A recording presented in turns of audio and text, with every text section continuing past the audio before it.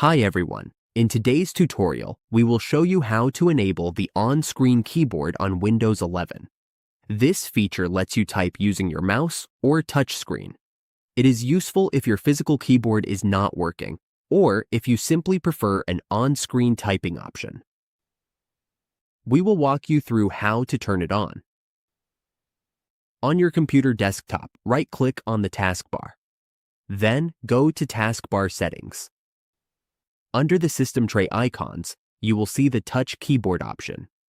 You can turn it on by selecting Always, Never, or when no keyboard is attached.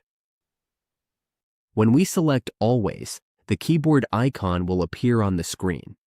You can see the touch keyboard icon in the taskbar. Just click on it to open the keyboard. There it is. You can type anything you want using this keyboard. You can also adjust the settings to match your preferences. You can move the keyboard anywhere on your screen, and you can customize it however you like. That's it.